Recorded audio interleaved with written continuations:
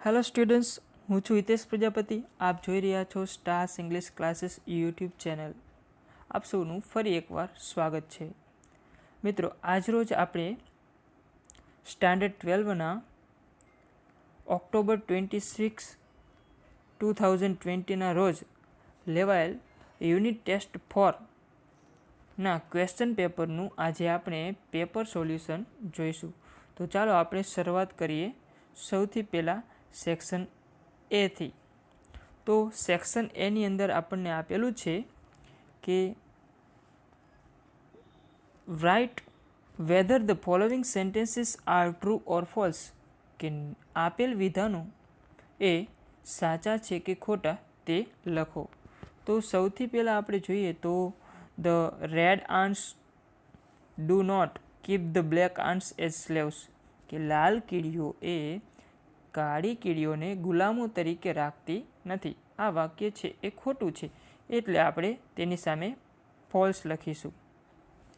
ત્યાર પછી બીજા સેન્ટેન્સની અંદર જોઈશું આપણે the umbrella aunts are found in south America, કે અમ્બ્રેલા આન્ટ્સ એ દક્ષિણ અમેરિકામાં જોવા મળે છે. તો આ વાક્ય છે એ સાચું છે, એટલે આપણે તેની સામે ટ્રુ લખીશું. એથી આપણે આગળ જોઈએ તો find out and write the nearest meanings, એટલે સૌથી નજીકનો અર્થ ધરાવતો શબ્દ શોધો અને લખો. તો અહીંયા આપણને સૌથી પહેલાં રેલિસ આપેલું છે. તો રેલિસનો અર્થ થાય લહેજત માણવી અથવા તો આનંદ માણવું. તો એનો સાચો જવાબ છે એ એન્જોય છે, કે જે ગ્રીન અક્ષરમાં આપણે લીધેલું છે. ત્યાર પછી ચોથા ક્વેશ્ચનમાં જોઈશું કે ઇન્ડોલેન્ટનો મતલબ થશે આળસુ. હવે આળસુનો નિયરેસ્ટ મિનિંગ છે એ લેઝી છે. લેઝી એટલે પણ આળસુ.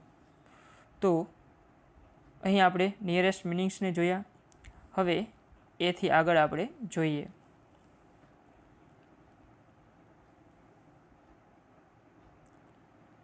એથી આગળ આપણે જોઈએ તો select the most એપ્રોપ્રાઇટ language functions from the brackets and write them against the given sentences, એટલે કે કૌંસમાં આપેલા લેંગ્વેજ ફંક્શન્સને પસંદ કરો અને તેને વાક્યની સામે લખો. તો અહીંયા તમે જોઈ શકો છો કે કૌંસની અંદર આપણને આપેલું છે લેંગ્વેજ ફંક્શન્સના નામ આપેલા છે. એક્સપ્રેસિંગ કમ્પેરિઝન, પછી એક્સપ્રેસિંગ ટાઈમ આપેલું છે, એક્સપ્રેસિંગ કોન્ટ્રાસ્ટ આપેલું છે. હવે એની અંદર આપણે જોઈએ તો સૌથી પહેલાં પાંચમા સેન્ટેન્સની અંદર જોઈએ કે however rich Henry was, he was not happy. તો અહીંયા હાવ એવરને જોતાં જ આપણને ખ્યાલ આવી જાય કે હાવ એવર એ એક એવું સંયોજક છે કે જે કોન્ટ્રાસ્ટ દર્શાવે છે, એટલે કે વિરોધાભાસને દર્શાવે છે. એટલે આપણે તેની સામે શોઈંગ કોન્ટ્રાસ્ટ જવાબ લખીશું. છઠ્ઠા સેન્ટેન્સની અંદર જોઈશું આપણે કે no sooner did madam call me then I rushed to her. તો અહીંયા નો સુનર છે અને ધેન છે. તો અહીંયા આપણે એક ભૂલ થવાનો સંભવ છે કે ધેનને જોતાં આપણે એક્સપ્રેસિંગ કમ્પેરિઝન મૂકી દઈએ તો આ ખોટું પડે. એટલે અહીંયા આપણે નો સુનરને ધ્યાનમાં લઈ અને એ સમયને દર્શાવે છે. તો અહીંયા આપણે એક્સપ્રેસિંગ ટાઈમ એવો જવાબ લખવાનો થશે. એથી આગળ જોઈશું મિત્રો આપણે સિલેક્ટ ધ મોસ્ટ એપ્રોપ્રાઇટ રિસ્પોન્સ, એટલે સૌથી વધુ યોગ્ય હોય તેવો પ્રતિભાવ આપો અથવા તો પસંદ કરો. તો તેની અંદર સૌથી પહેલાં આપણે જોઈશું કે સાતમા સેન્ટેન્સની અંદર Parimal said do you know Ritesh. પરિમલે પૂછ્યું કે શું તું રીતેશને જાણે છે. તો હવે સુનિલ છે એને ડિસ્ક્રાઇબિંગ પર્સન એટલે કે વ્યક્તિને દર્શાવતું વાક્ય હોય એવું આપણે ચારમાંથી કયું છે એ જોવાનું છે. તો સાચો એનો જવાબ છે બી, કે he is an ideal student of our school who lives in village. તો અહીં બી જવાબ આવશે. એથી આગળ આપણે જોઈએ તો 8મા ક્વેશ્ચનની અંદર Nikita said how shall I reach Kankaria. નિકિતાએ પૂછ્યું કે હું કાંકરિયા કેવી રીતે પહોંચીશ. તો વિનીતા છે એ શોઈંગ કન્ડિશન એટલે કે શરત દર્શાવતું વાક્યનો ઉપયોગ કરીને જવાબ આપશે. તો આપણને ખ્યાલ છે કે શોઈંગ કન્ડિશન હોય અથવા તો એક્સપ્રેસિંગ કન્ડિશન હોય તો એમાં ઇફ, અનલેસ અથવા તો અધરવાઇઝ વાળું વાક્ય આવે. તો અહીંયા ઇફ વાળું એકમાત્ર વાક્ય છે કે જે ડી છે. તો સાચો જવાબ આપણે રેડ અક્ષરોમાં લીધેલો છે. ડી જવાબ છે. If you higher Uber you will rich Kankaria. કે જો તું ઉબરને ભાડે કરીશ તો યુ વિલ રીચ કાંકરિયા, તો તું કાંકરિયા પહોંચી જઈશ. તો અહીંયા ડી જવાબ આવશે. એથી આગળ હવે અહીં આપણે જોઈએ તો select the most એપ્રોપ્રાઇટ question two gate underline word phrase as answer. કે રેખાંકિત કરેલ શબ્દ કે શબ્દ સમૂહ જવાબ રૂપે આવે તેવું એક પ્રશ્નાર્થ વાક્ય શોધો અથવા તો પસંદ કરો. તો અહીંયા આપણને 9મા ક્વેશ્ચનની અંદર આપેલું છે કે ડ્રાઈવર આર્મ્સ આર ડેન્જરસ. કે ડ્રાઈવર આર્મ્સ છે એ ખતરનાક છે. તો હવે અહીંયા અંડરલાઇન છે આપણને ડેન્જરસ વિશેષણની નીચે આપેલી છે. તો આપણને ખ્યાલ છે વિશેષણ અથવા ક્રિયા વિશેષણની નીચે અંડરલાઇન હોય તો આપણે હાવ વાળા વાક્યથી પ્રશ્નાર્થ વાક્ય બનાવી. તો હાવ વાળો એક જ માત્ર ઓપ્શન છે, હાવ આર ડ્રાઈવર આર્મ્સ. કે ડ્રાઈવર આર્મ્સ કેવી છે, તો ડ્રાઈવર આર્મ્સ આર ડેન્જરસ. તો બી જવાબ આવશે. એથી આગળ જોઈશું મિત્રો આપણે 10મા ક્વેશ્ચનની અંદર કે યુ શુડ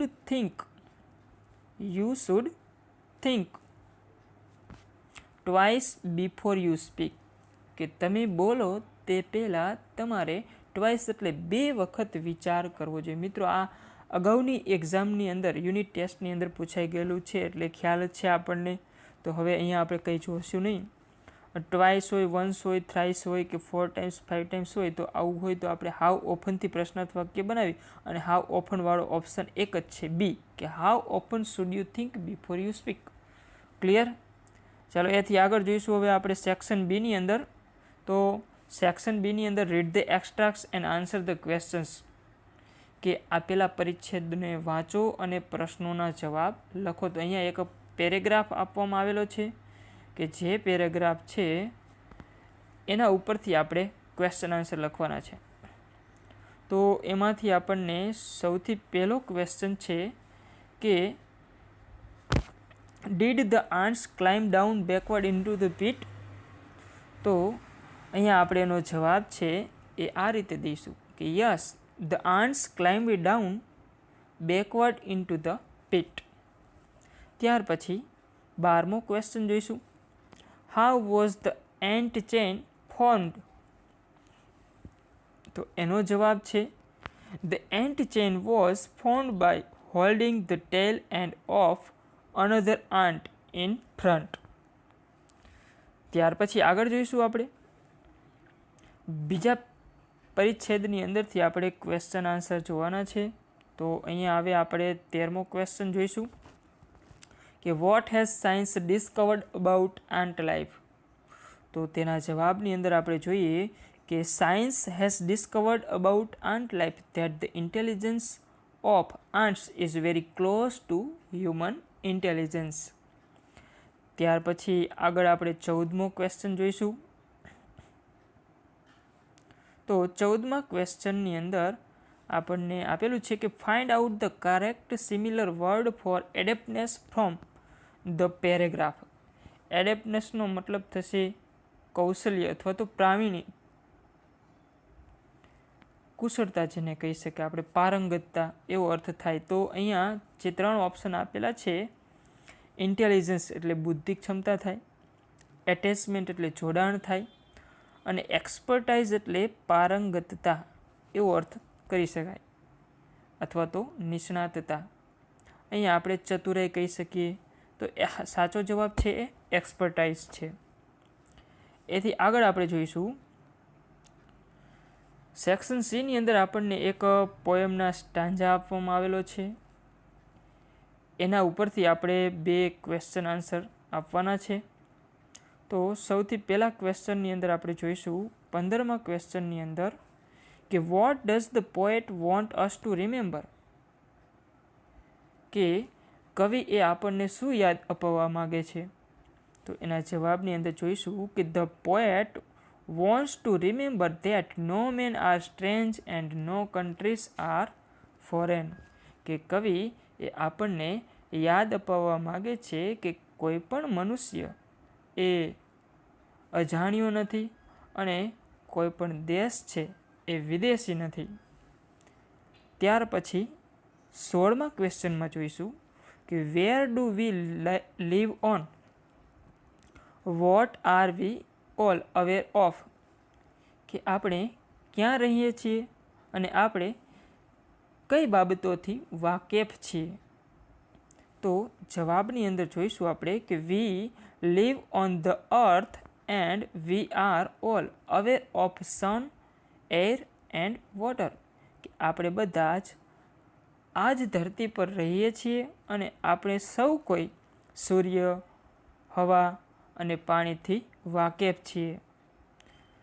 ત્યાર પછી આપણે જોઈશું read the following passage and answer the questions, એટલે કે નીચે આપેલા ફકરાને વાંચો અને પ્રશ્નોના જવાબ લખો. તો અહીંયા આપણને એક પેરેગ્રાફ આપવામાં આવેલો છે, સલીમ અલી વાળો જે યુનિટ છે એમાંથી આપવામાં આવેલો છે.